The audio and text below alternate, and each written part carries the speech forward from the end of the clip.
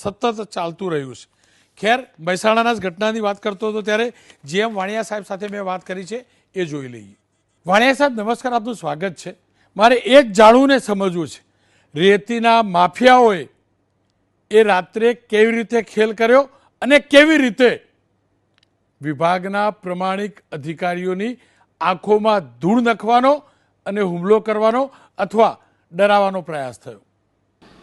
જી sir, રાત્રિ દરમિયાન અમારા રોયલ્ટી ઇન્સ્પેક્ટર યોગીરાજસિંહ પરમાર જ્યારે બિનઅધિકૃત ખનન વહન અને સંગ્રહના તપાસમાં હોય, તેઓએ બે બિનઅધિકૃત સાદી રેતી વહન કરતા ડમ્પર પકડેલા અને એ દરમિયાન એમણે જે બે ડમ્પર છે એ બે ડમ્પર જ્યાં મારુતિ પ્લાન્ટ છે ત્યાં મૂકી અને તેઓ ઘર તરફ રવાના થતા હતા.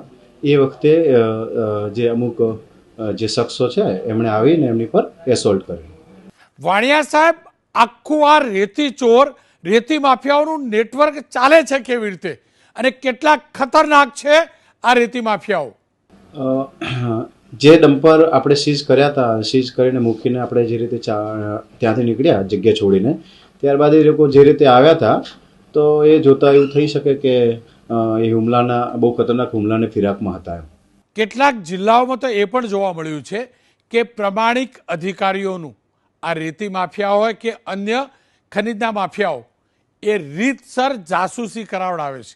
એમના ફોલ્ડરિયા પંટરિયાઓ ગુંડા મારફતે વોટ્સઅપ ગ્રુપથી જાસૂસી કરાવે છે. આપના ધ્યાનમાં આવું કંઈ આવ્યું છે? તમારા જિલ્લામાં આવું કંઈક થયું છે?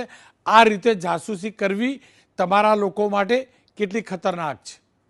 સર, એની માટેનું જે તાલુકા પોલીસ સ્ટેશન જે મહેસાણામાં છે એ જગ્યાએ અમે FIR નોંધાવી છે અને જે યોગીરાજસિંહ પરમાર જે છે અત્યારે હોસ્પિટલમાં એડમિટ છે અને આગળની જે કાર્યવાહી છે એ ચાલુમાં છે.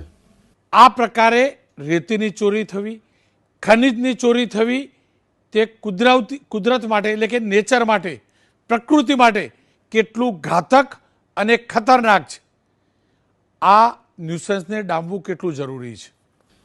બને ત્યાં સુધી આપણે જે આ ઇલીગલ એક્ટિવિટીઝ જે થાય છે અને આપણે ટોટલી કંટ્રોલ કરવાનો પ્રયત્ન કરતા હોઈએ છીએ. રાત દિવસ આપણે ચેકિંગ પણ કરતા હોઈએ છીએ અને આવા લોકોને સબક આપવા માટે એ જ છે કે બને ત્યાં સુધી આપણે આવા કંટ્રોલ, આવા ઇલીગલ એક્ટિવિટીઝ જે થાય છે એને એક નિડરતાથી અંત થાય એની માટે આપણે સઘન ચેકિંગ પણ હાથ ધરીએ છીએ અને સતત આ રીતની કામગીરી કરતા હોઈએ છીએ. ખેર,